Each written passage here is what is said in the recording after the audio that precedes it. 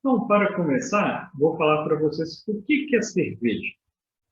Então, o que é cerveja? Cerveja é o produto da fermentação do mosto aquoso açucarado, obtido a partir de cereais germinados, geralmente a cevada, adicionado de lúpulo, para prover amargor e aroma.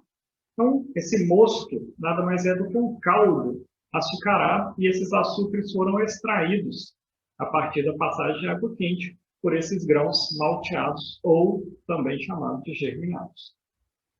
A gente consegue fazer a fermentação a partir de leveduras, transformando esse caldo açucarado, os açúcares desse caldo, em álcool e CO2 e outros compostos. Tudo bem, então para que eu preciso fazer cerveja? Qual que é o meu intuito em fazer cerveja? Simplesmente fazer cerveja na minha casa para tomar cerveja? Ou eu vou fazer uma cerveja artesanal com a intenção de ganhar algum dinheiro com isso? Bom, para os dois principais objetivos aí, ou tomar minha própria cerveja, ou ganhar dinheiro, eu preciso saber fazer essa cerveja. Então, para eu fazer cerveja, eu vou precisar do quê, principalmente? Precisar do malte, nada mais é do que a cevada ou outro grão cervejeiro previamente germinado. Então, aqui o exemplo da cevada no campo.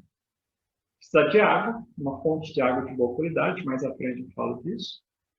Vou precisar do lúpulo, em flor desidratada, mas o mais comum é o lúpulo em pellet. E vou precisar, claro, das leveduras, as leveduras que vão transformar os compostos extraídos do malte em álcool e CO2, que é o gás da cerveja. Então, vamos começar pelo malte. Então, o malte geralmente é da cevada, e ele que irá fornecer os açúcares que serão utilizados pelas leveduras para produzir o álcool e o CO2 da cerveja, como eu já disse. O malte é o grão de cevada que foi submetido a um processo de germinação controlada para desenvolver enzimas e, com isso, a partir dessas enzimas, modificar o amido, tornando-o mais macio e solúvel. Esse processo consiste, basicamente, em colocar o grão de cevada ou de outro grão cervejeiro, como trigo, centeio, aveia, às vezes até milho, em condições favoráveis à germinação, deixar que essa germinação ocorra e vou interrompê-la tão logo o grão tenha iniciado o processo de criação de uma nova planta. Nessa fase, o amido do grão apresenta cadeias menores do que na cevada, que é o grão de origem, o que torna menos duro e mais solúvel. E no interior do grão, formam-se enzimas que são fundamentais para o processo de fabricação da cerveja. Na etapa de braçagem, mosturação mais à frente, a gente vai ver que essas enzimas são extremamente importantes para fornecer açúcares fermentescíveis às leveduras. A germinação vai ser, então, interrompida por secagem, a temperaturas controladas, de modo a reduzir o teor de umidade do grão, que foi previamente germinado, sem destruir as enzimas que foram formadas. Então, as etapas principais aí da maltagem, da malteação. Muitas vezes a gente não consegue fazer isso em casa no processo artesanal, mas é interessante que a gente conheça, porque a gente pode, algumas vezes, conseguir fazer as modificações desse malte em casa. Então, a primeira etapa, a partir da cevada, é a maceração. É a etapa em que a cevada é umidificada até absorver uma certa quantidade adequada de água. Segunda etapa, germinação. Os grãos vão para a malteação, sendo revolvidos até os grãos emitirem as plântulas e ou radículas. Plântula será a futura planta e radícula a futura raiz. Quando emitem as plântulas e as radículas, eu sei que o processo de formação de enzimas já foi iniciado. E são essas enzimas que vão quebrar o malte para fornecer os açúcares necessários, tanto para que as plântulas quanto as radículas se desenvolvam, até que a nova planta consiga extrair seus nutrientes do solo ou do sol a partir da fotossíntese. Tudo bem, o homem, sabendo disso, ele interrompe para quê? Para que a plântula, nem a radícula, consuma estes açúcares, porque são estes os açúcares necessários para as leveduras. Secagem. Interrupção da germinação por calor. Intensidade e tempo da secagem vão promover também o grau de torra determinado para aquele grão específico. A gente sabe que uma coisa importante para cervejarias artesanais são as diferenças de cores dos produtos artesanais. Então, a gente tem cervejas pardas, muito claras, até cervejas bem enegrecidas, bem escuras. Então, isso, variando o estilo da cerveja, aí, a gente tem diferenças significantes. E o que vai dar grande parte da diferença de cor é o grau de torre. Mas mais à frente a gente fala sobre isso. As enzimas que são formadas durante a etapa de malteação. Então, a gente molhou o grão de cevada.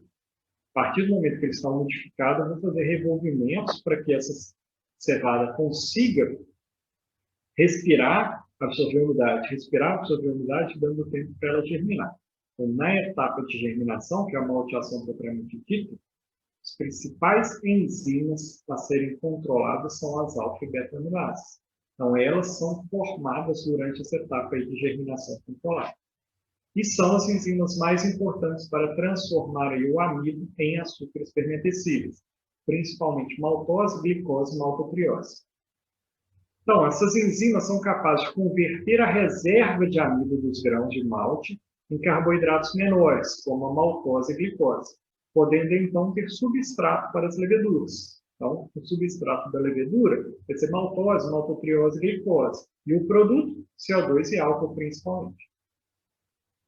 Então, a germinação. Durante a etapa de germinação, a gente pode ver aí claramente a emissão de uma plântula, aqui em verde, e aqui as radículas. Verifiquei essa emissão de plântula ou radícula, posso interromper o meu processo germinativo. Como eu já disse, vou interromper isso por secagem. Aqui mais uma imagem ilustrando aí a cevada germinada, ou seja, processo de malteação. Então, a torra, dependendo do grau de torra que eu dei ao meu malte, porque ele já foi previamente germinado, já não é mais cevada, esse malte de cevada, eu posso ter uma gama bem variada aqui de intensidade de cor.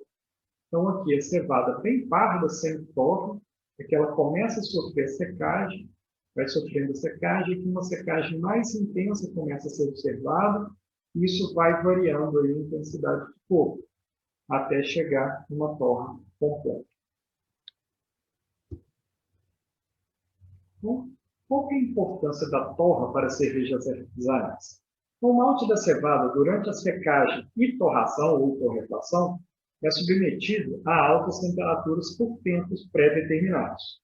O controle dessa etapa pode gerar características diferentes ao malte, modificando a cor, o aroma e até mesmo o sabor de um mesmo grão, formando maltes completamente diferentes em função aí de temperatura e tempo de exposição a essa determinada temperatura. Então, aqui mais uma vez ilustrando diferentes graus de torra. Uma torra muito branda, uma torra normal, uma torra média e uma torra alta aí para a cevada.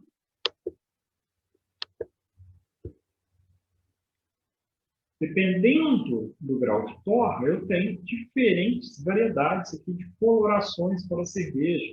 E isso é cada vez mais atrativo para o consumidor final que gosta de uma cerveja especial. A gente vê aqui uma cerveja bem clarinha, estilo Pilsen, American Lager propriamente, e aqui provavelmente um Stout, com uma cor bastante escura.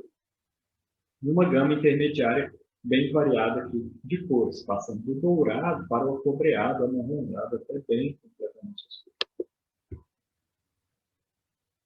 As cores podem ser classificadas em uma escala da European Brewery Convention, que é a escala EBC, onde tem variações de cores, desde o amarelo palha, uma cor bem pálida para cervejas Pilsen, com o EBC variando aqui de 4,8, até mesmo uma cor castanho claro, acobreado, quando a gente vê que uma cor bem acobreada, por uma altpia, com a coloração variando de 20 a 35 ABCs, até mais de 60 ABCs, por um marrom bem escuro, uma cerveja bem enegrecida, uma cerveja bem pretinha, onde a gente tem aqui para stouts e porters, uma cor bem escura, chegando a ser completamente preta. Então, aqui mostrando, mais uma vez, um malte de cevada, que ele pode ser parcialmente substituído pelos seus adjuntos, que são matérias-primas que vão fornecer carboidratos para o moço cervejeiro. A legislação brasileira permite substituição de até 45% do malte de cevada numa receita de cerveja por adjuntos. Então, eu posso, por exemplo, colocar um xarope de cereais, que vai fornecer uma grande quantidade de sacarose, ou um xarope de alta concentração de maltose, proveniente, por exemplo, do milho, para suprir aí as necessidades de açúcar das leveduras. Então, aqui uma ilustração, uma imagem de xaropes prontos e um extrato de malte para a produção de cerveja do estilo Pale Ale, aqui para esse estilo Stout, Indian Pale Ale, aqui, consequentemente, uma American Pale Ale. Então, a gente tem aqui uma Black IPA. Então, esse extrato já faz grande parte aí do trabalho que a gente vai precisar fazer agora para frente, que é o processo de extração dos açúcares a partir dos grãos. Aqui, esses açúcares já estão extraídos. Isso também pode ser utilizado pelo cervejeiro artesanal. Uma outra coisa que a gente pode usar é o extrato desidratado. Então, a gente tem um extrato bem parecido com esse, que passou por um spray dryer para ser desidratado. Tá, mas pensando que em casa eu vou fazer a minha cerveja a partir do grão, ou na minha pequena indústria artesanal eu vou fazer minha cerveja a partir do grão. Então, o que eu tenho que pensar é, a partir do momento que eu fiz a aquisição dos grãos, esses grãos estão íntegros, eu tenho que moê-los. Então, a próxima etapa, a partir do malte de cevada, é a moagem. Então, a moagem é a primeira etapa da nossa produção artesanal propriamente dita. A gente recebe a cevada já malteada. Durante a moagem, iremos expor o amido do interior do grão, liberando-os da casca e quebrando, fragmentando esse amido interno da casca em pequenos pedaços. O grau correto de moagem é aquele em que conseguimos liberar a casca o mais inteira possível e com pedaços pequenos do amido. Ou seja, eu não posso fragmentar demais a casca numa tentativa de fragmentar bastante o amido. Por quê? Porque a casca vai funcionar para a gente como um elemento de filtragem. Então, fragmentos de casca ou excesso de pó indicam a moagem excessiva, assim como grande quantidade de grãos de malte inteiros indicam a moagem fraca. Então, a função da moagem vai ser de promover um corte na casca do malte e então liberar o material amiláceo, o amido, para o processo. Outra função da moagem é também promover a diminuição do tamanho da partícula do amido, de modo a aumentar sua área superficial, que futuramente vai ocasionar um aumento na velocidade de hidrólise do amido. Então, eu abro a casca, eu exponho o interior, que é o amido, e fragmento esse amido. Essa é a moagem perfeita. Mas como equipamentos domésticos, os moinhos de disco, o moinho de rolos, não são adaptados para tais situações, a gente acaba sim tendo um pouco de fragmentação de casca, mas pouca, e tem também uma fragmentação do amido que poderia ser muito otimizada, fraca. Mas isso é o preço que se paga por ter um equipamento doméstico. Então, o equipamento doméstico mais comum que a gente tem é o moinho, com uma pequena moeda. A gente prende ele numa bancada e aqui a gente tem, nessa seção, 2 discos, onde eu forço os grãos provenientes aqui da rosca 120 de moeda a passar por esses discos e eu vou triturar, vou moer esses grãos. Tenho também a opção de ter moinho de rolo. E esse moinho, um pouquinho só mais caro para o doméstico, para o produtor de cerveja caseira, um pouquinho só mais caro, ele vai propiciar um grau de moagem mais adequado, mais homogêneo. Então, aqui uma ilustração de um equipamento onde eu tenho 2 rolos, 2 cilindros corrugados, aqui uma moega grande, onde eu despejo meu malte, aqui ele vai ser moído, e aqui cai o malte moído. Nesse caso específico aqui, o giro de um dos rolos é movimentado aqui, é forçado pelo motor. Então, aqui, essa seção deste de baixo tem 2 cilindros corrugados, os rolos, e nessa seção é onde que vão passar o malte para ser moído. Então, a gente vê que a passagem é estreita e, ao forçar essa passagem, eu amasso o grão de tal forma, eu comprimo o grão de tal forma que eu não picoto a casca. A casca, ela simplesmente se abre, expondo o conteúdo amiláceo que, ao ser forçado, tende a se fragmentar. Então, aqui um equipamento de rolos doméstico. Do outro lado, eu tenho uma manivela. Então, eu toco esse tipo de equipamento de manivela. Mas, caso eu tenha uma pequena indústria, eu posso adaptar um equipamento de rolos com um motor para aumentar a minha velocidade de moagem. Bom, considerando que eu tenho um malte moído, eu vou ter ele mais ou menos dessa forma. Vejo muito fragmento de amido, mais clarinho, e pouca casca. Por quê? Porque a casca não foi muito fragmentada, ela está mais aberta. Então, aqui, da mesma forma, eu vejo a quantidade de amido moído e a casca mais íntegra. Esse é o ponto ideal aí para moagem. Algumas observações que eu tenho que ter durante o processo de moagem. Algumas lojas já moem um malte para o cliente. Ou seja, você, cervejeiro caseiro, que deseja começar, muitas vezes não precisa fazer aquisição de um moinho de discos ou de rolo, porque a loja pode moer para você se já comprar isso previamente moído. Mas cuidado! Isso vai te reduzir consideravelmente o trabalho, mas não deve ser feito com muita antecedência. Por quê? Porque a partir do momento que eu exponho o interior do malte, eu estou propiciando o amido absorver umidade e, consequentemente, favorecer o crescimento fúngico. Com mais de uma semana de armazenamento, isso vai aumentar muito o risco de desenvolvimento de mofo a partir de fungo. Caso detecte fungo ou bolor, você tem que jogar tudo fora e comprar malte novo.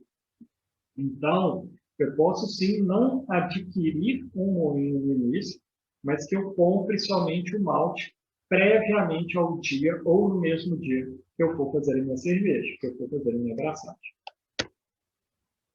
Segundo ingrediente, é o maior em volume, mas eu considero o malte mais importante, por isso falei primeiro, é a água. Então, a água deve ser potável, declorada, insípida, inodora e incolor. Essas são três características que a gente aprende na escola, quando a gente é criança, que são características de uma água potável, ou seja, ela não tem cheiro, não tem gosto e não tem cor. Mas isso, por si só, não dá característica de potabilidade como indústria ou mesmo que a gente fazer cerveja em casa. Porque ela tem que ser isenta de micro-organismos. E deve ter também um pH próximo à neutralidade ou ligeiramente ácido. Deve ser declorada porque eu não posso ter cloro na água que vai servir de base para a fermentação por leveduras, porque o cloro vai inibir o crescimento das leveduras. Então, como já disse, para ser considerada potável, além dessas três principais características, entre outras, deve ser isenta de micro-organismos. Por quê? Por duas funções principais, duas questões bem sérias. Se eu tenho outros micro-organismos, eles vão competir com as leveduras pelos açúcares. E isso pode causar problemas de sabores e odores ruins, os off flavors, descaracterizando o meu produto, muitas vezes não chegando nem a virar cerveja. E segundo, questão de segurança alimentar, segurança sanitária. Dependendo do micro-organismo que eu tenho na água, ele pode trazer algum mal para a saúde humana. Logo, para eu utilizar uma água para cerveja, ela tem que ser de excelente qualidade. Então, o nosso maior ingrediente é a água. Então, o cuidado principal, caso eu use água de rede, é a remoção do cloro. E eu tenho algumas táticas para remover esse cloro. Alguns cervejeiros domésticos, caseiros, artesanais, usam ácido ascórbico para complexar com cloro e, após fervura, eu utilizo a água declorada. Esse é um ponto. Porque tanto o ácido ascórbico vai retirar o cloro, quanto a fervura vai descontaminar a minha água.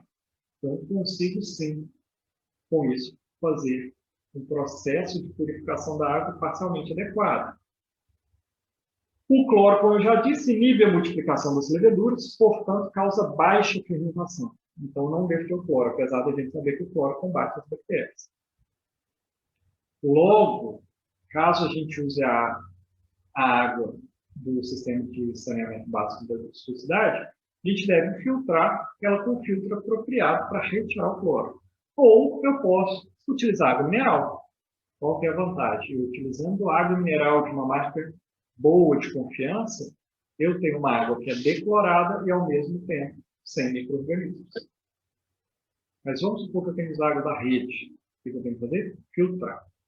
Vou filtrar com o quê? Existe no mercado filtros de carvão ativado que são comercializados de forma simples para o cervejeiro doméstico. Então, ele é encapsulado, ele tem internamente carvão ativado que vai reter o cloro. Então, o carvão ativado é um material de carbono com uma porosidade bastante desenvolvida, que além de conseguir reter esse cloro, ele consegue fazer o que também?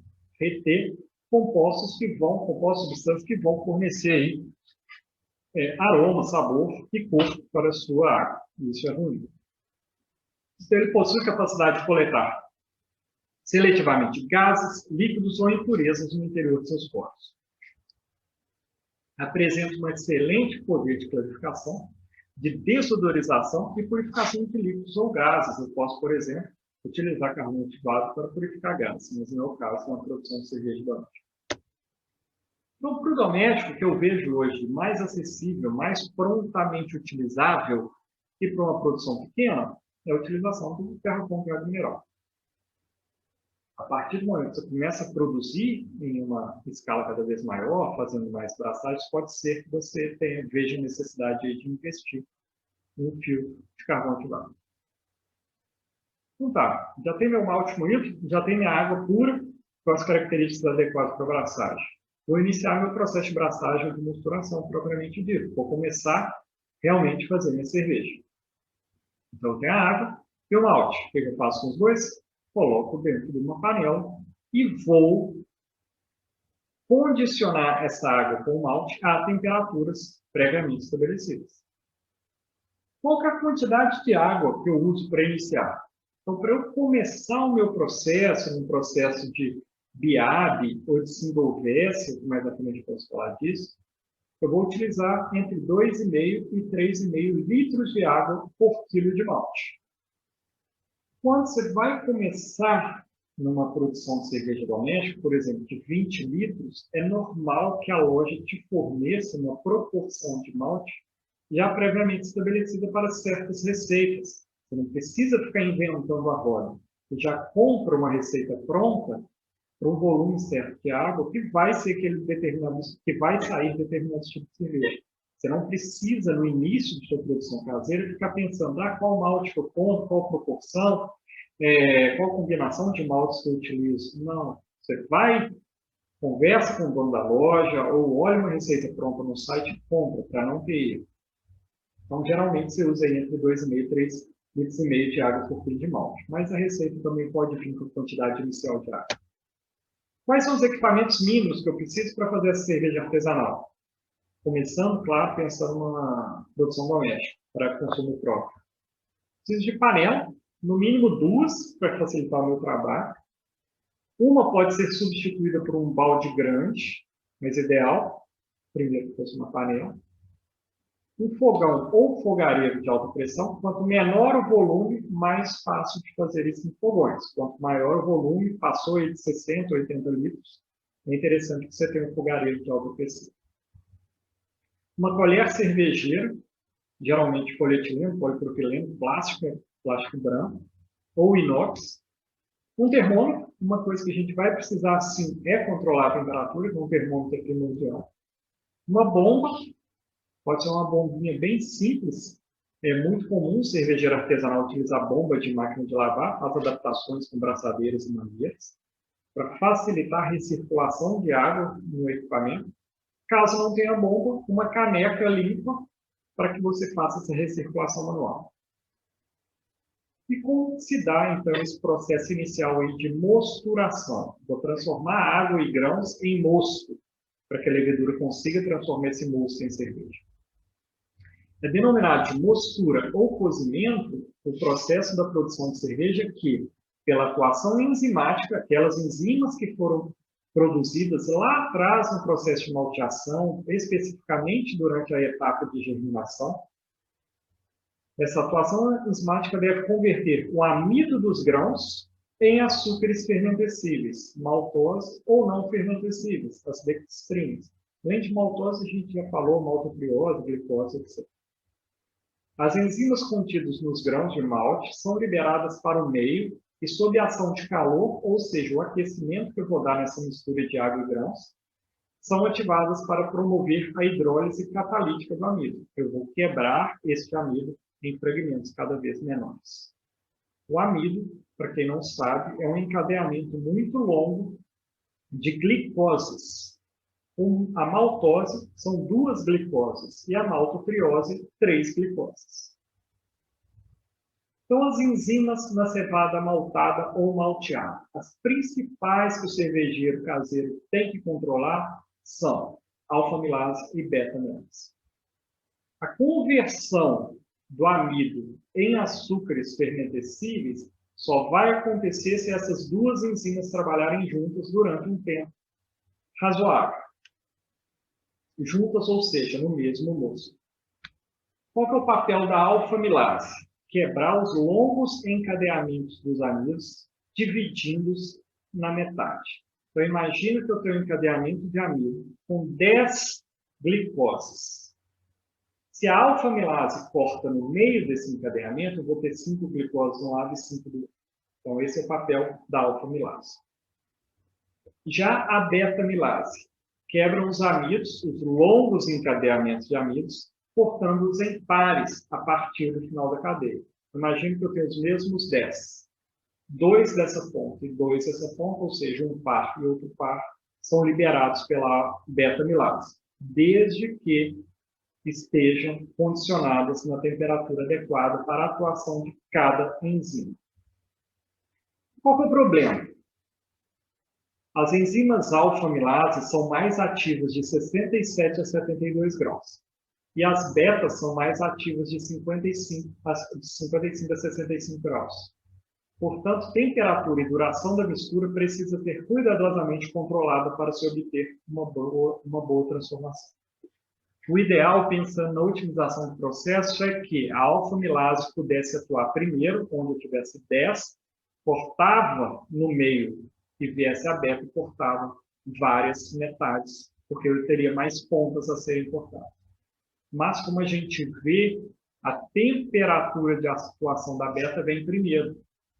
E eu não posso simplesmente subir o meu mosto para 67, 72 graus, para a atuação da alfa, que vai quebrar na metade para ter mais pontas, porque 72 eu já inativei as betas.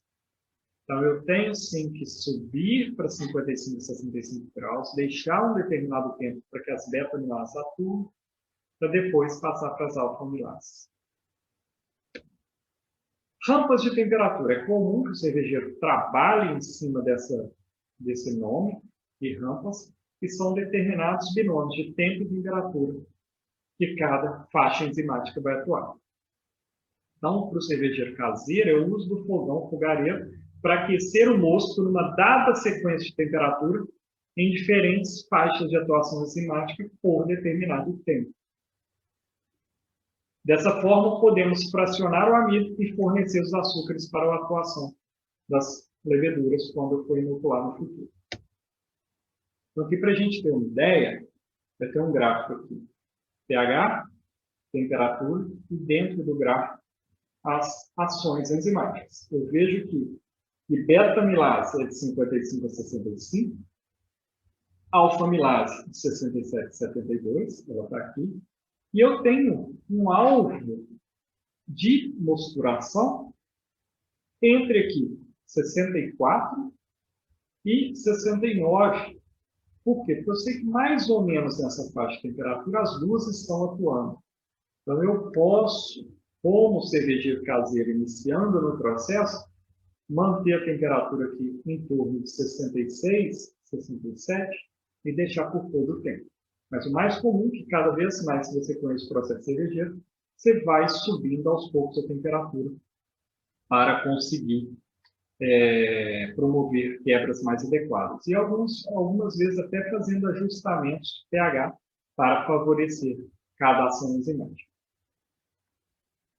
Então, primeira rampa de temperatura que o cervejeiro, que já tem um pouco de conhecimento, começa a atuar, principalmente quando ele trabalha com cerveja de trigo, tipo Witbier, Weizenbier, etc.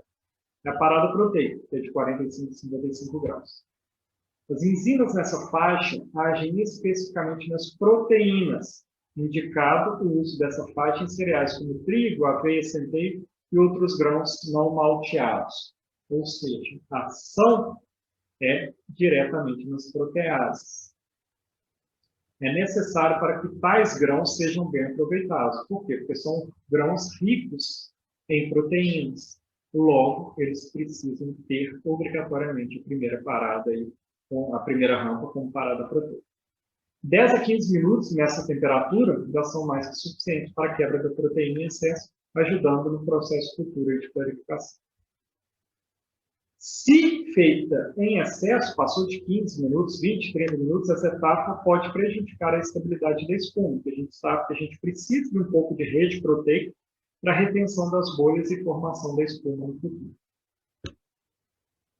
Segunda rampa, beta-amilase, ou a primeira rampa de quem vai fazer uma pale ale, uma cerveja mais simples, pela primeira vez, por exemplo. Então, manter aí de 60 a 65 graus. Vai converter o amido em carboidratos menores, em geral maltose, porque a gente quebra em pares, duas glicoses é uma maltose, e vão produzir um mosto com menos chance de se ter mais, com chance de se ter mais álcool na cerveja. Quanto mais carboidratos pequenos, mais álcool produzido. Só que, consequentemente, uma cerveja menos encorpada e menos doce, porque é uma cerveja mais seca. Quebrei muita ponta, eu tenho muito dupla de glicose, muita maltose disponível para a levedura, ela vai transformar praticamente tudo em álcool CO2.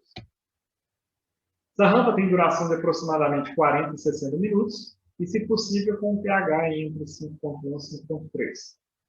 Cervejeiro caseiro de primeira viagem não se preocupe com pH. Os maltes hoje eles já vêm ligeiramente acidificados, você consegue fazer uma produção doméstica sem se preocupar com isso. A partir do momento que você vai avançando no processo, é interessante um pequeno controle do pH. Essa beta-amilase, algumas vezes, tem atuação conjunta com as dextrinases, se o moço é condicionado para isso. E isso vai quebrar dextrinas e vai ajudar um pouco aí na redução do corpo da cerveja. Terceira rampa, a alfa-amilase, 68 a 72 graus.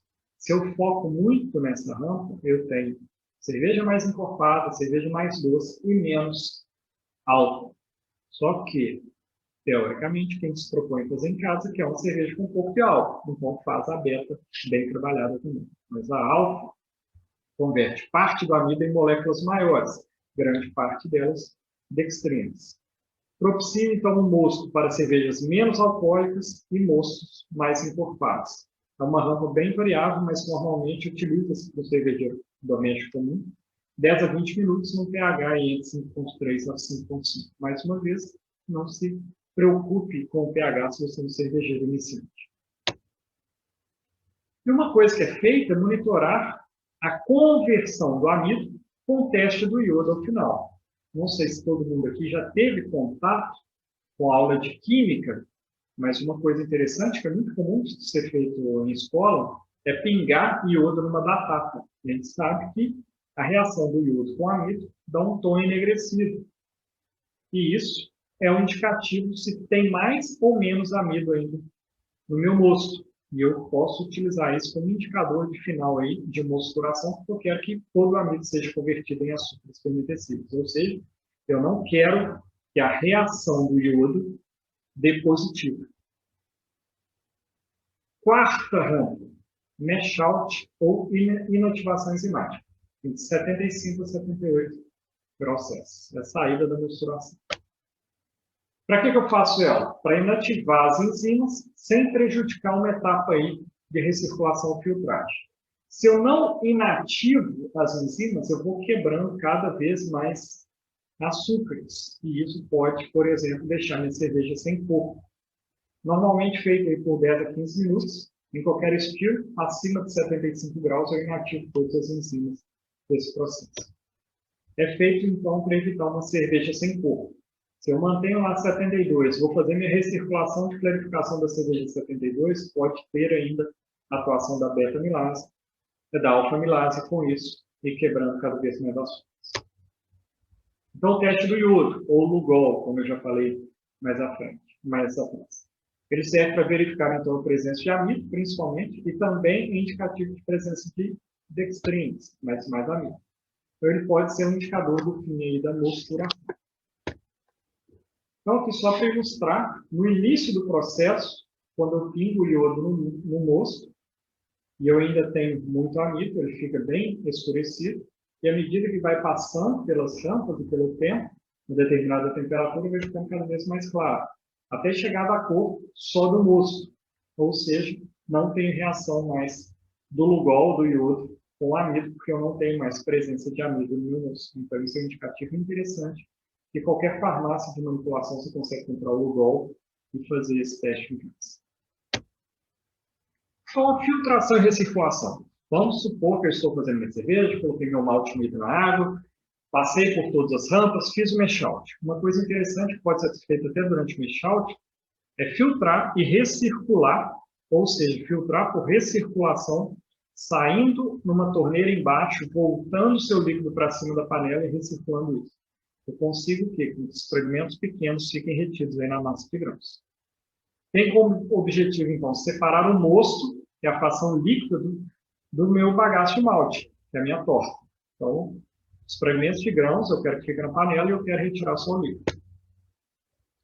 Isso vai aumentar, inclusive, a extração dos açúcares presentes ainda no bagaço, além de favorecer a retenção de pequenas partículas e fragmentos do próprio bagaço, clarificando o mosto. Ou seja, se eu tenho fragmentos bem pequenininhos de casca, de amido e etc., com a recirculação eu forço ele a ficar na cama de grãos. Por isso que é necessário que eu tenha uma moagem correta dos grãos, para que eu tenha casca suficiente para que forme uma barreira para essas sujidades. Essa recirculação ela pode ser feita com o auxílio de uma bomba, como eu já disse anteriormente, uma panela com torneira, uso de mangueira e etc. Uma caneca para recircular. Tempo que eu vou fazer essa recirculação? Até filtrar. Ou seja, eu vou observar a modificação da cristalinidade, por exemplo, a turbidez do meu líquido. Isso pode durar, em média, 20 a 30 minutos. Se eu tenho uma bombinha e faço recirculação contínua durante as tampas, é o ideal. Eu não preciso, depois do final, ficar recirculando com uma caneca, tirando a torneira embaixo na panela e voltando em cima. Para que eu tenha condições de fazer isso, é interessante que eu tenha, no fundo da minha panela cervejeira, um fundo falso.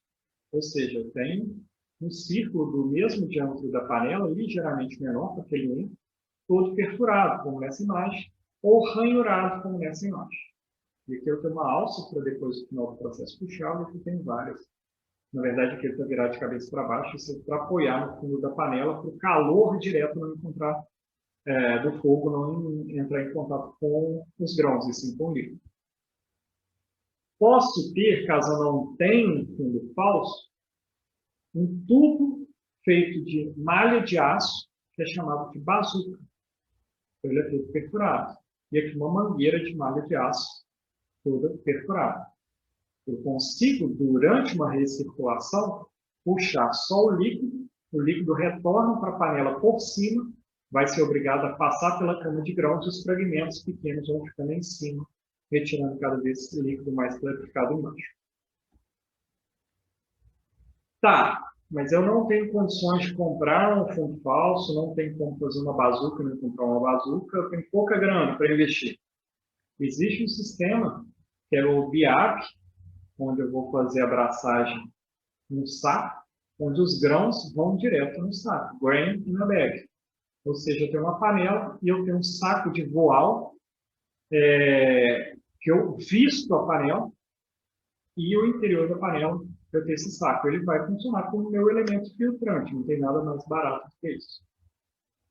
O líquido passa clarificado pelo saco, não passando fragmentos, retiro pela torneira, volto em cima passa novamente pela cama de grãos, e quanto mais eu recirculo, mais claro vai ficando, mais cristalino, menos turvo vai ficando meu líquido.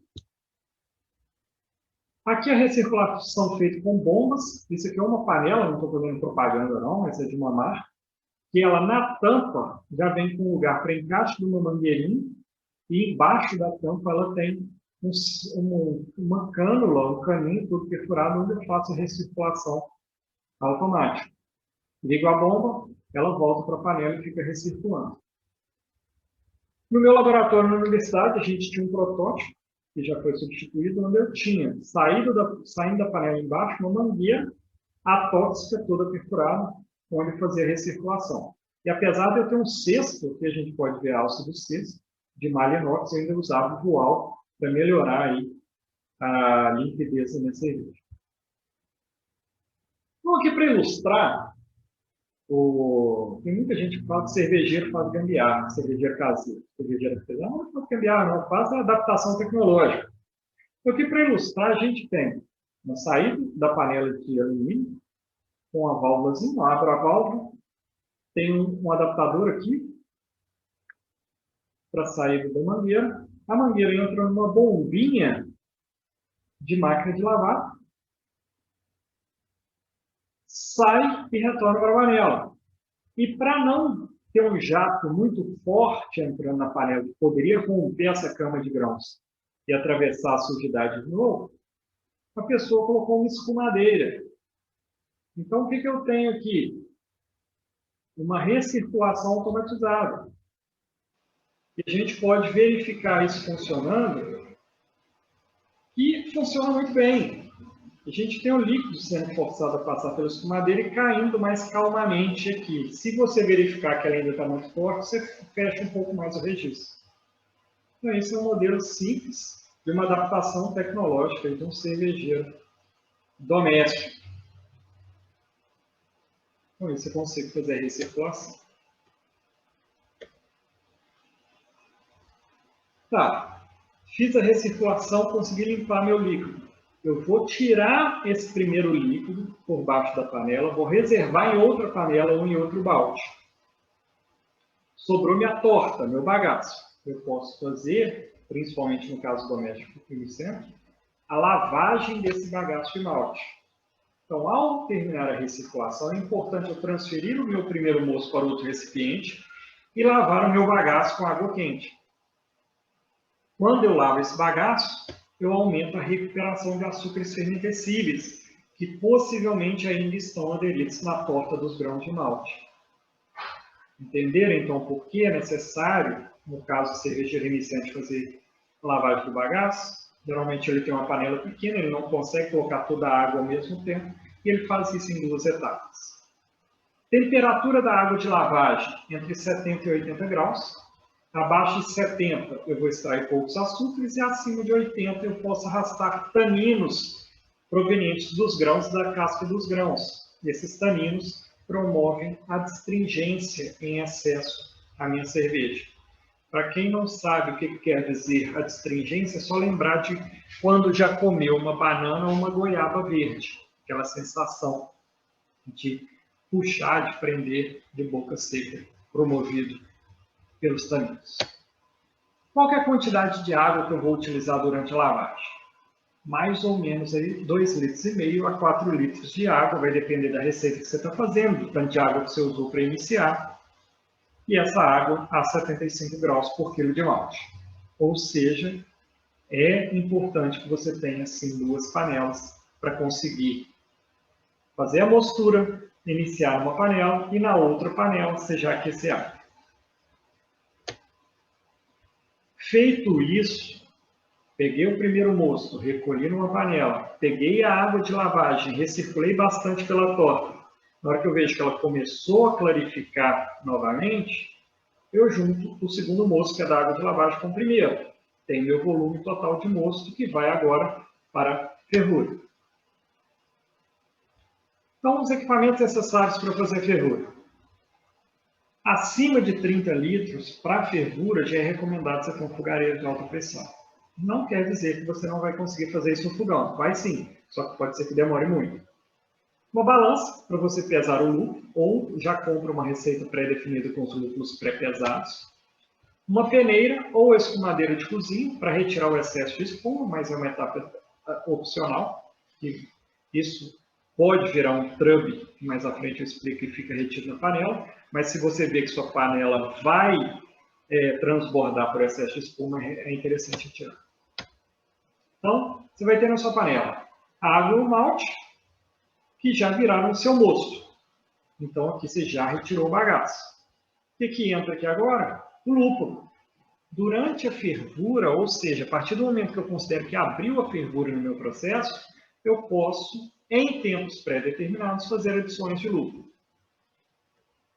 Então, o mosto é levado à panela de fervura, onde vai receber a adição de lúpulo após abrir a fervura. A mistura é fervida por volta de 60 a 90 minutos. Ah, tá, mas quando que eu adiciono lúpulo? Você vai adicionar lúpulo, que vai promover amargor no início da fervura. Ele precisa sofrer transisomerizações desde o início do processo, isso demora. Ah, mas meu lúpulo é para aroma. Então, você vai adicionar o seu lúpulo de aroma no final da fervura. Por quê?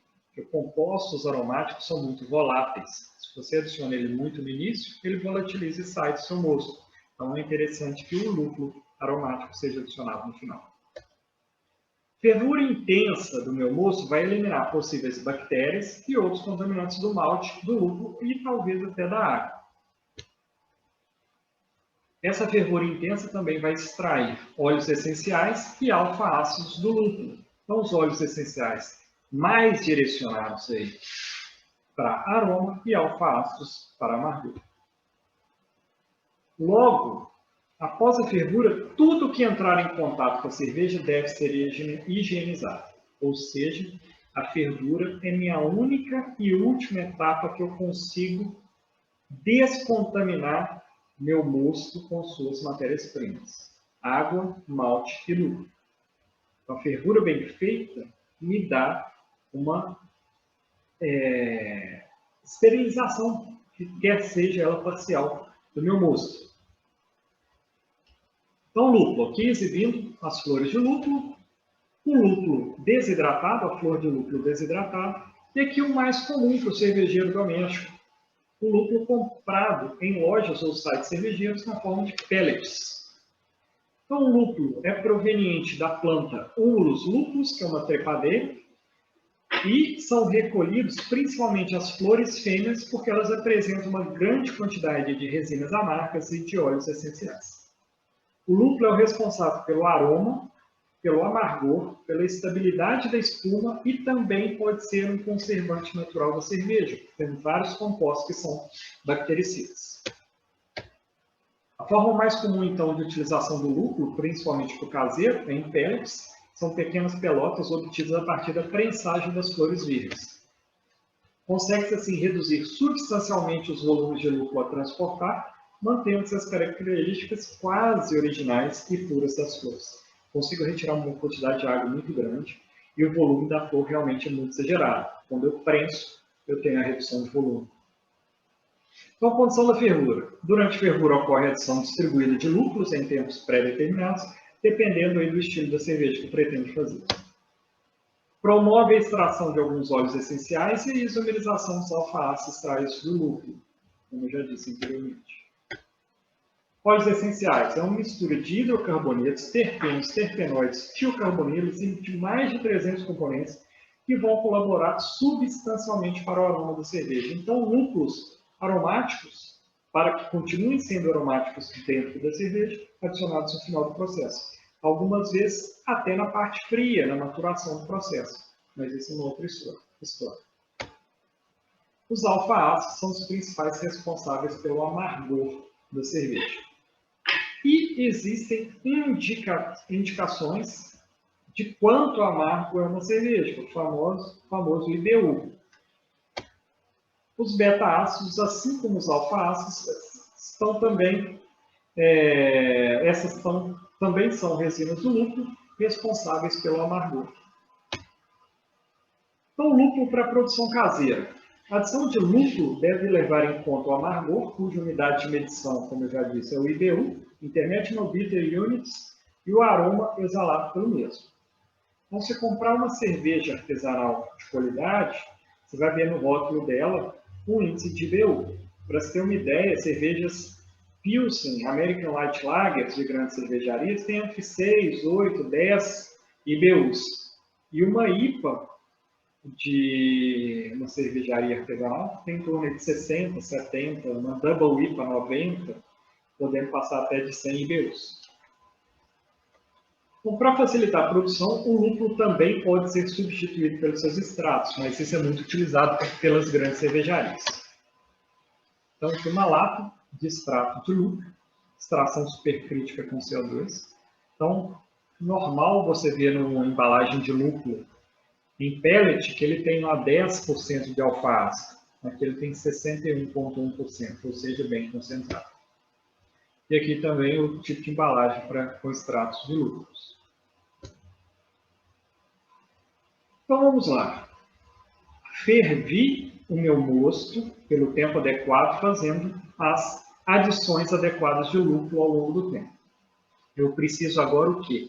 Resfriar o meu mosto para que eu consiga abaixar a temperatura até um limite que a levedura suporte essa temperatura e trabalhe na sua temperatura ótima de transformação dos compostos açucarados em álcool e CO2. Então, eu vou fazer o quê? O resfriamento. Os equipamentos necessários para que eu resfrie a minha cerveja. Um banho de gelo é uma opção, mas vai precisar de bastante reposição do gelo, porque se eu coloco uma panela a 100 graus, 98 graus, dentro de um banho de gelo, rapidamente todo o gelo é consumido. Um chiller de imersão ou de contrafluxo, ou um trocador de calor de placas, caso tenha uma fonte de água, de preferência fria. Um chiller de imersão e um chiller de contrafluxo nada mais é do que uma serpentina que eu coloco dentro da panela para circular dentro da serpentina água fria. Ou, se for de contrafluxo, eu circulo dentro da serpentina minha cerveja e fora da serpentina, numa segunda camada, ou seja, no outro tubo, pode ser até uma mangueira, a água fria, desde que a cerveja, o mosto cervejeiro não entre em contato com a água. E o trocador de calor de placas é um equipamento que existe para cervejeiro caseiro, é um pouco mais caro que os chillers de imersão, mas que resfria a cerveja mais rápido porque faz um contato mais íntimo da água com o mosto. Vou precisar de mangueira, conexões, braçadeiras, da fonte de água, claro, com o objetivo de quê? Adequar a temperatura desse mosto cervejeiro para a inoculação da levedura, que sempre deve ser abaixo de 28 graus. Então, se eu vou inocular a levedura, mesmo que minha fermentação se inicie a 22 graus, eu tenho que abaixar no mínimo a 28, para pelo menos levar para uma geladeira ou ligar num sistema auto-refrigerado para baixar isso rapidamente para a temperatura de atuação da levedura. O normal é eu baixo até a temperatura de atuação da levedura para depois inocular a levedura.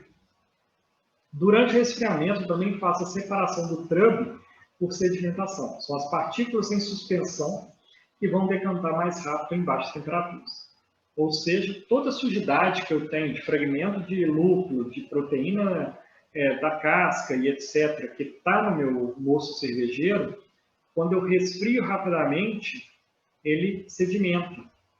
E eu evito de levar essa sedimentação para o meu fermentador, para o meu ambiente de fermentação, quer seja ele uma bombona, um balde ou um fermentador enorme. Então, aqui um chiller de serpentina, chiller de imersão, eu coloco esse dentro da minha panela, ou um trocador de calor por placas. Aqui a gente vê várias placas, onde por um lado passa a água, por outro passa o mosto cervejeiro. Então entra a água fria aqui e o mosto quente aqui. Sai água quente aqui e o mosto frio aqui. Durante a etapa de resfriamento, eu posso favorecer a sedimentação das partículas no centro da panela, promovendo um redemoinho ou whirlpool, como é conhecido no meio cervejeiro. Então, um redemoinho que vai facilitar a deposição do trâmite ou sujidade no meio da panela. Ao final da fervura ou quando já resfriado, vai depender das condições de higienização que você tem. Como exemplo, após o resfriamento, se eu já resfriei e quero depositar sujidades no centro, eu tenho que ter certeza que eu sanitizei tudo cuidadosamente, principalmente a colher cervejeira que eu vou usar para fazer movimentos circulares na panela, para que a força centrípeta carregue os sólidos do trube para o centro da panela, de forma que eles não acompanhem o mosto até o fermentador. Então, geralmente, minha panela de fervura também tem uma torneira lateral. Eu reúno toda a sujidade no centro para que no momento que eu estiver tirando meu líquido pela torneira lateral, eu não arraste essa sujidade para o fermentador. Resfriei, coloquei no ambiente de fermentação, então eu vou fermentar meu mosto cervejeiro. Então, os equipamentos necessários: fermentadores cônicos, ou baldes de fermentação, ou bombonas, ou galões, desde que tenham condições de fechamento, mas não totalmente hermético. Eu coloco uma válvula que eu consiga liberar o CO2 produzido. Essa válvula, o mais comum, é a Airlock, vendida em lojas e sites cervejeiros. Ela permite que o CO2 saia do ambiente de fermentação e que o oxigênio externo não entre. Uma geladeira ou um freezer com um controlador de temperatura para que eu tenha um mínimo de controle sobre a temperatura de fermentação. Eu posso fazer dentro do ambiente muito frio que eu tenho em minha casa? Sim. O problema é se esse ambiente bate sol e tem variações de temperatura. Isso vai promover uma cerveja com off-flavor. Então, o que eu tenho? Um balde de fermentação com uma válvula Airlock, ele fica cheio de água e álcool até aqui. Então, o CO2 vem, só o gás. Na hora que passa pelo Airlock, ele borbulha. E o oxigênio não consegue passar por essa camada de água e álcool. Então, mais simples, um balde, ou uma bombona, ou um fermentador cônico plástico, ou um fermentador cônico inox. Esse aqui é o desejo de praticamente 100% de cervejeiros caseiros. Só que é muito caro. Enquanto um balde desse completo, com torneira e com Airlock, custa na faixa de 60, 70 reais, um fermentador inox desse, do mesmo volume, vamos supor aí uns 30 litros, não sai por menos de 2, 3 mil reais. Então eu tinha água, adicionei malte, adicionei lúpulo, fervi tudo. Então meus constituintes são esses. Passo da panela de fervura no final do processo para o fermentador e adiciono levedura. Então, para promover a fermentação, as leveduras irão consumir os açúcares fermentescíveis, irão se reproduzir, porque no início eu ainda tenho um pouco de oxigênio, é interessante que eu tenha esse oxigênio para as leveduras se reproduzirem e colonizarem todo o mosto, e irão produzir álcool e gás, principalmente. Claro que produzem também outros compostos de metabolismo secundário, que vão dar características aromáticas aí para a cerveja. Então, alguns ésteres, aldeídos, ácidos e álcool superiores que irão transmitir características sensoriais à cerveja também são produzidos. Então, essa é uma imagem aumentada aí das leveduras Saccharomyces cerevisiae. Aqui, para a gente ilustrar, é uma agitação do fermentador feito de galão de vidro. Ele está agitando. E aqui, uma mangueirinha com a bomba de aquário empurrando o ar ambiente para dentro do mosto. Qual que é a ideia dessas duas imagens? Aerar ao máximo o meu mosto assim que eu coloquei a levedura. Oxigenar ao máximo, porque, como eu disse anteriormente, as leveduras precisam do oxigênio para se reproduzir e colonizar todo o mosto. Quando eu uso esse tipo de mangueira diretamente no mosto, eu tenho que ter certeza que minha mangueira está completamente higienizada para que eu não leve contaminação para dentro do mosto. E vou então para a fermentação no ambiente controlado. Aqui no caso, 2 fermentadores de galão. A saída do galão não tem uma válvula Airlock, mas tem uma mangueira que está dentro do pote com água. Com todo o gás produzido aqui dentro, é capaz de sair pela mangueira e borbulhar aqui. Só que o oxigênio do ambiente não rompe a camada de água para entrar pela mangueira. Então, essa etapa pode levar de 5 a 10 dias, em média, é a etapa de fermentação. Vai variar com o tipo de levedura, temperatura utilizada, densidade inicial do mosto em açúcares, o estilo de cerveja que você está fazendo, entre outros. O ideal, durante a fermentação, é evitar flutuações de temperatura, porque isso estressa as leveduras, que irão modificar o seu metabolismo, não mais produzindo só álcool, mas também outros compostos de metabolismo secundário, terciário, etc., que podem ser aromas e sabores ruins para a cerveja. Cada levedura, então, tem sua temperatura ideal. Em geral, as ales fermentam entre 18 e 24 graus. E as cervejas do tipo Lager vão fermentar entre 8 e 12 graus pelas leveduras. Normalmente sugere-se que a temperatura na fase de fermentação seja mantida fixa durante todo o tempo. Então, se eu vou fazer uma Lager, uma Pilsen, fixei em 10 graus, que eu tenho um controle de temperatura fino na minha geladeira, que ele fique 10 graus durante todo o tempo. Só interromper a fermentação após a atenuação do mosto. O que eu chamo de atenuação do mosto? Que eu consiga medir com um refratômetro ou com um densímetro a quantidade de açúcares que foi sendo consumida ao longo do tempo. Quando estabilizou essa densidade, ou seja, já atenuei os açúcares do mosto, eu verifiquei que a fermentação terminou. Uma dica, em cervejas de trigo é necessário, após essa atenuação, muitas vezes faltando um pouco ainda, um acréscimo na temperatura. Ou seja, se eu estou fazendo a cerveja de 18 graus, mantive lá 7 dias a 18 graus, no final do processo eu passo para 22, para que haja consumo do possível diacetil formado. Esse diacetil é um off-flavor que promove um ranço, parecendo manteiga que foi esquecido fora da geladeira. E com isso, com esse leve aumento, as leveduras irão consumir também o diacetil. Algumas lagers também precisam dessa atenuação. Então, aqui só para a gente ilustrar uma atenuação clássica durante um processo de produção de cerveja. Passei de uma densidade inicial aqui no início do processo a 1038, ao longo dos dias, essa densidade vem caindo, porque as leveduras vão consumindo os açúcares e produzindo álcool. Até que eu vi que no quinto dia, a densidade chegou a 1006, no quinto dia, 1005, no quinto dia e meio, 1005. Se eu fosse medir no sexto dia, 1005. Por quê? Porque já estava se repetindo. Então, aqui é um indicativo que a fermentação terminou. Terminada a fermentação, fiz, no caso, a curva de diacetil quando necessário, vou para a maturação. Então, terminada a fermentação, a cerveja obtida do fermentador é reconhecida como cerveja verde. Ela deve ser enviada aos tanques de maturação, ou, no caso cervejeiro doméstico, abaixada a temperatura do mesmo balde ou bombom no fermentador, onde vai ser mantido por períodos variáveis a temperatura de aproximadamente 0 graus.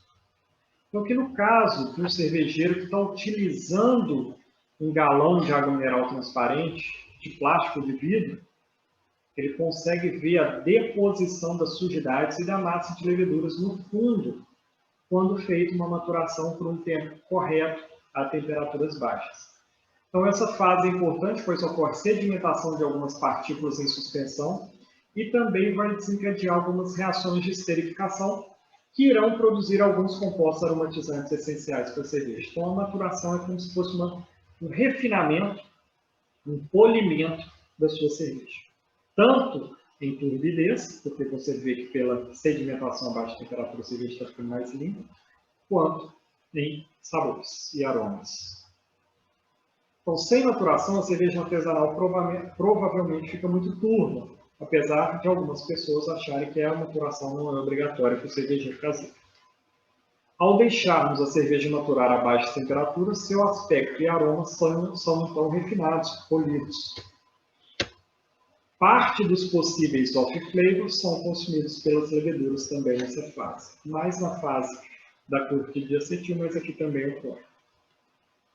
Tem-se também nessa fase a possibilidade de fazer o dry hopping, ou seja, adição do lúpulo a frio.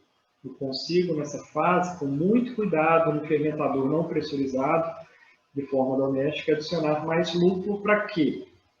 A baixa temperatura, eu tenho a extração de compostos aromáticos e não volatilização mais, porque não está sob aquecimento como na fervura. O prazo de maturação, dependendo da tecnificação da cerveja, do estilo, do grau de tecnificação de cervejeiro doméstico, pode durar aí 2 a 30 dias, de 0 a 10 graus, isso varia muito com a capacidade também de refrigeração da pessoa, do tipo que está fazendo. Quanto menor a temperatura, melhor o efeito, então, dessa maturação. Pronto, minha cerveja está pronta. A única diferença é que a caseira ela ainda não tem gás. Eu vou fazer o que, então? O invase junto com o prime.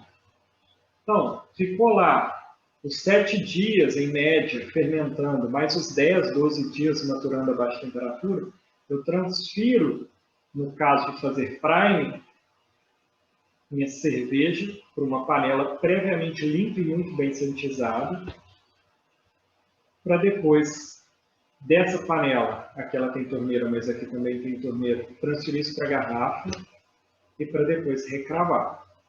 Quando eu transfiro isso para a panela, eu vou fazer o priming. O que é esse priming? Adição de açúcar. Então, o priming e o invase são as últimas fases do processo de produção de cerveja caseira. O priming é um modo que 9 entre 10 cervejeiros caseiros, principalmente os iniciantes, optam por carbonatar suas cervejas.